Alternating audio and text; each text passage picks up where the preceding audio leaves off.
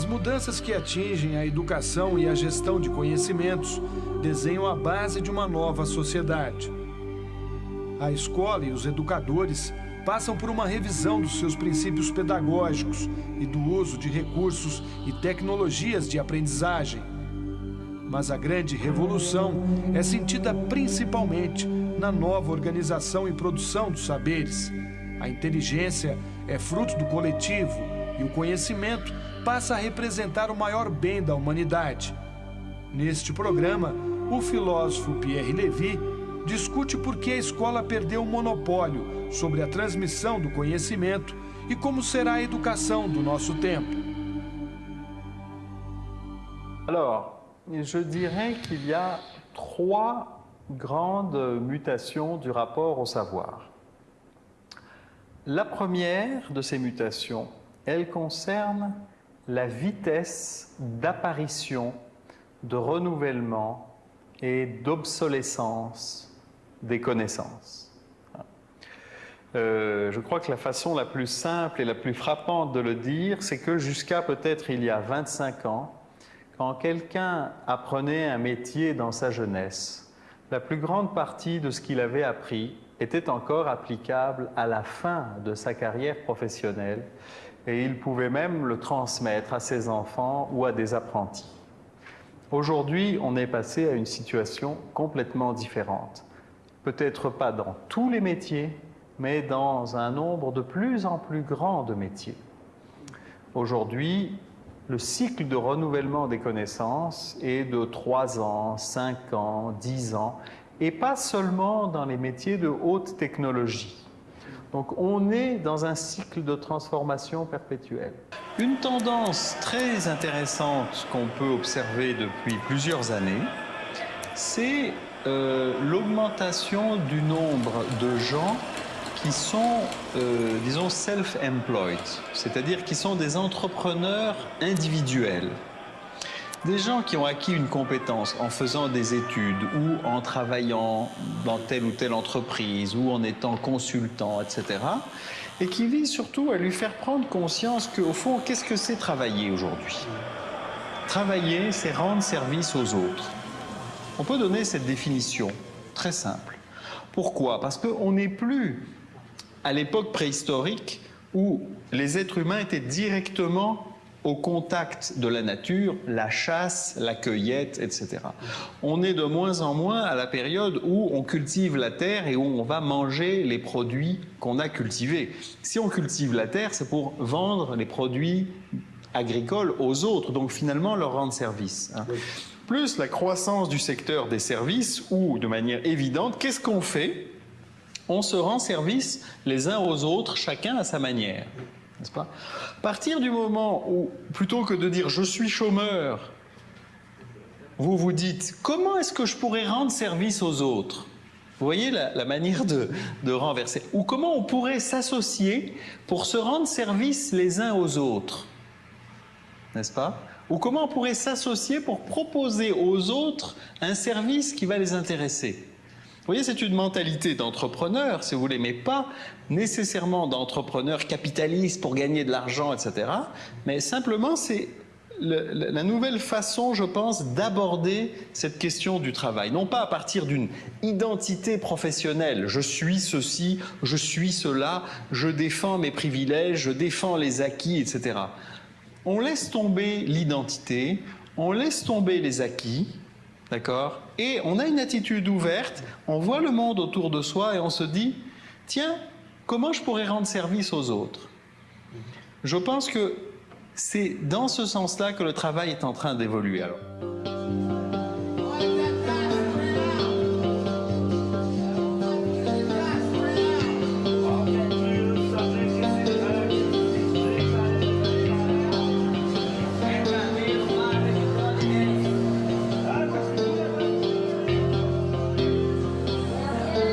Depuis quelques dizaines d'années, l'emploi a surtout augmenté dans le secteur dit tertiaire, n'est-ce pas? Celui des services, donc transport, commerce, finance, assurance, tout ce que vous, éducation, etc. Et à l'intérieur des services, plus particulièrement ce qu'on pourrait appeler l'industrie de la connaissance. Oui. N'est-ce pas? Recherche, documentation, enseignement, consultation, formation professionnelle, mais aussi les médias, tous les métiers de la communication, de la culture, etc. Et ce qui se passe avec la révolution de la cyberculture, c'est que ce sont ces métiers de service et ces métiers de l'industrie de la connaissance qui connaissent à leur tour une extraordinaire augmentation de la productivité. C'est-à-dire que tout ce qui est traitement de l'information, communication, coordination, est évidemment démultiplié par les nouveaux outils à support numérique. Bon. Alors on se dit, est-ce qu'il y a un secteur quaternaire où va aller toute cette population qui est libérée en quelque sorte par l'augmentation de la productivité des services de la communication et de l'industrie de la connaissance. Bon. En fait, il faut bien voir que l'informatisation ne concerne pas seulement l'augmentation de la productivité dans le tertiaire, mais aussi dans le secteur primaire. Les secteurs les plus avancés de l'agriculture, par exemple, utilisent les ordinateurs, sont branchés sur des réseaux internationaux, des banques de données, etc. Ça concerne également l'industrie, n'est-ce pas? Donc en fait, c'est toutes les activités humaines qui sont touchées par l'informatisation.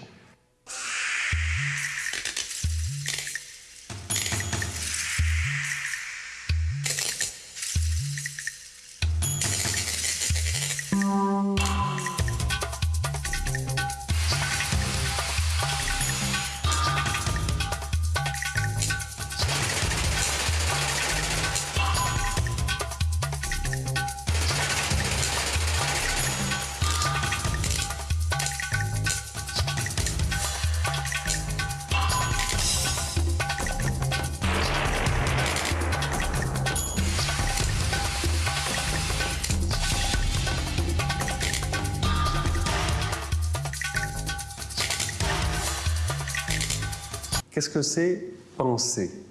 Les êtres humains sont des êtres pensants. Et j'avais lu, j'avais 10 ans, 12 ans peut-être, des livres sur la cybernétique et sur ce qu'on appelait à l'époque les cerveaux électroniques. Et vraiment, c'était une perspective qui me fascinait. Je me disais, mais comment on peut reproduire la pensée avec des êtres qui ne sont pas vivants, avec des machines? Voilà. Ce genre de questions m'avait intéressé depuis très longtemps. Et puis ensuite, pendant que je faisais mes études en histoire et en géographie, parce que c'est là que j'ai fait ma formation initiale, c'était dans les années 70, à la fin des années 70. Et là, on commençait déjà à avoir des cours de méthodologie dans la recherche historique et aussi dans la cartographie en géographie qui nous apprenait l'utilisation des ordinateurs. Et là, j'ai compris que l'utilisation de l'ordinateur changeait la manière de faire de la recherche, que l'outil amenait évidemment de nouvelles possibilités, mais aussi des contraintes sur la façon de faire de la recherche, et que ça transformait le mode de pensée du chercheur. Et là, pour moi, ça a été le premier flash, en quelque sorte, c'est que à cette période-là, on regardait l'ordinateur plutôt comme une intelligence artificielle, un cerveau électronique, etc. Mais le premier contact direct que j'avais avec l'informatique, c'était de voir que c'était plutôt une intelligence humaine augmentée et transformée par l'ordinateur. Et à la même période, à la fin des années 70, il y a eu un rapport officiel qui est paru en France qui s'appelait le rapport Nora-Menck, c'était les deux auteurs, rapport sur l'informatisation de la société, dans lequel ces deux auteurs faisaient un peu de prospective sur la mise en réseau des ordinateurs par le système téléphonique. À l'époque, évidemment, on ne parlait pas d'Internet, mais il y avait déjà les premiers réseaux de télécommunications informatiques, et surtout, il y avait le projet en France de faire le Minitel, qui était une sorte d'ancêtre d'Internet ou d'Internet préhistorique, si l'on veut. Et en lisant ce rapport, qui est paru en 78 ou en 79, j'ai compris que toute la société allait être transformée, puisque ça mettait en jeu la communication, puisque ça mettait en jeu la pensée, puisque comme ça mettait en jeu aussi la perception, la mémoire, etc. Donc toutes les dimensions finalement de l'activité humaine. Et je me suis dit, mais c'est là-dessus qu'il faut travailler, parce que déjà à cette période-là, je me disais que parmi les principales forces de transformation de la société, celle qui passait par la technique était peut-être beaucoup plus importante que celle qui passait par l'action politique explicite, délibérée. Au fond, les gens qui ont inventé les ordinateurs et les réseaux d'ordinateurs ont beaucoup plus fait pour transformer la société que des militants politiques. Alors, c'est à partir de là que j'ai commencé à m'intéresser à la question. Você acha que é possível pensar numa revolução utilizando a internet ou o computador? Oui, non, mais c'est-à-dire que Internet est la révolution. C'est pas se servir d'Internet pour faire la révolution, d'accord? La révolution, c'est la croissance d'Internet. Dans les débuts des années 70, les ordinateurs, comme vous l'avez rappelé, étaient utilisés par les grandes entreprises et par les chercheurs scientifiques. Ça n'était pas aux mains des gens, aux mains de la population. Bon. Et il y a eu plusieurs groupes d'activistes technologiques, surtout en Californie, qui se sont servis de l'apparition du microprocesseur pour dire, mais au fond maintenant, on pourrait faire des ordinateurs pour tout le monde, mettre la puissance des ordinateurs au service des individus ou des petits groupes et pas seulement des gros pouvoirs bureaucratiques et économiques. Et c'est comme ça que l'ordinateur personnel est arrivé. Ces gens-là ont inventé l'ordinateur personnel, à l'époque contre les grandes compagnies d'informatique, n'est-ce pas? Et il y a eu une rencontre entre ce projet qui était complètement utopique à l'époque et finalement un désir social de s'approprier la puissance de calcul. Il faut bien voir qu'à l'époque, les micro-ordinateurs ne servaient à rien. Ça servait juste à faire tourner des programmes. C'est seulement plusieurs années après qu'il y a eu le traitement de texte, les programmes de dessin, et puis les programmes de communication, et puis les programmes de comptabilité, etc. Mais au début, c'était juste comme ça pour le plaisir. C'était un projet fou. Et si on avait dit à l'époque que 90% ou plus du marché de l'informatique serait des ordinateurs personnels, 15 ans plus tard, personne ne vous aurait cru. Et pourtant, c'est ce qui s'est passé. Bon. Je veux prendre un deuxième exemple, celui de l'Internet. Comme chacun sait, Internet, au départ, a été, disons, la norme technique. Le premier noyau du réseau Internet a été mis au point par l'armée américaine pour faciliter le travail de chercheurs qui travaillaient pour l'armée américaine et surtout leur permettre d'accéder à des gros ordinateurs pour distribuer la puissance de calcul. C'est pour ça que ce réseau a été mis au point. Bon. Mais à la même époque, c'est-à-dire à la fin des années 60 et au début des années 70, commençaient à apparaître un peu partout dans le monde, surtout en Amérique du Nord, mais un peu partout, des réseaux d'ordinateurs de toutes sortes. Et ces réseaux d'ordinateurs, pas seulement dans les universités, dans les entreprises, etc., mais aussi sur une base associative, personnelle, privée, de gens qui étaient passionnés par une nouvelle forme de communication qu'ils étaient en train d'inventer.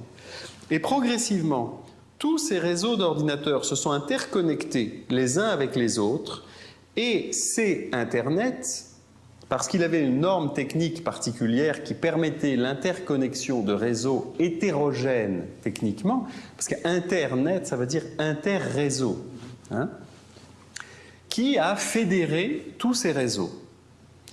Et on peut dire que c'est un véritable mouvement social de jeunes qui vivent dans des grandes métropoles, qui sont intéressés par justement la révolution technique et qui sont surtout intéressés à expérimenter de nouvelles formes de communication interactive et communautaire qui ont créé ce réseau. Et là encore, ça n'était pas une décision ni d'un gouvernement, ni d'une grande entreprise, c'est venu de la société. Alors aujourd'hui, l'espace de notre conscience est en train de s'agrandir d'une manière remarquable, on en a longuement parlé, et il est normal que les artistes accompagnent ce mouvement culturel. Et notamment, la transformation de l'esprit humain, de la façon d'être dans le monde, de la façon qu'on a de communiquer les uns avec les autres, qui est liée à tous les instruments de la cyberculture, n'est-ce pas? Je ne veux absolument pas dire que le seul art important aujourd'hui, c'est celui qui va utiliser les ordinateurs et les réseaux numériques, bien entendu, hein. Il ne s'agit pas de dire, voilà, c'est dans cette direction que l'art doit aller. Ce n'est pas du tout ça. L'art peut aller n'importe où, surtout qu'on ne lui donne pas de direction, n'est-ce pas? C'est aux artistes à explorer ces nouveaux espaces. Mais il faut reconnaître qu'une des directions intéressantes de l'art aujourd'hui, c'est celle qui utilise les nouveaux moyens techniques. Alors, l'utilisation de ces nouveaux moyens techniques digitaux, numériques, donne un certain nombre de caractéristiques à ce cyber-art ou à cet art électronique. D'abord, on peut dire qu'il s'agit d'un art de l'interactivité. Hein, on a déjà défini ce terme, donc il ne s'agit pas de proposer une forme ou un message particulier, même si ce message est long et complexe, mais de proposer une matrice de messages ou une matrice de formes virtuelle avec lequel va interagir, on ne peut plus dire le spectateur ou le lecteur ou l'auditeur, on va dire un interactant, et qu'il va explorer ou actualiser au fur et à mesure qu'il interagit avec cette matrice de formes virtuelles. Déjà, sous une forme très simple, un simple site web ou un simple CD-ROM, c'est quelque chose de ce genre. Si on construit un monde virtuel avec une sorte de simulation d'espace tridimensionnel, labyrinthique, etc., on a déjà une forme plus complexe. Si on construit un monde virtuel qui peut être habité par un grand nombre d'interactants ou de personnages et qui peuvent contribuer à construire, on a une forme encore plus complexe. En général, on peut dire que, bien que ça ne soit pas, disons, une règle absolue et universelle, mais bien souvent, les œuvres de la cyberculture sont des milieux à explorer. Ce sont des espaces dans lesquels l'individu est amené à s'immerger. C'est pourquoi on a très souvent comparé les gens qui travaillent dans ce nouveau domaine à des architectes. Mais bien sûr, ils ne construisent pas un espace physique, hein, ils construisent un espace virtuel. Mais c'est un espace au sens où il demande à être habité et où chacun, bien sûr, va l'habiter d'une façon différente. Voilà, donc il laisse de l'espace au spectateur, hein, qui n'est plus un spectateur, justement. Il lui donne la possibilité de co-construire l'œuvre.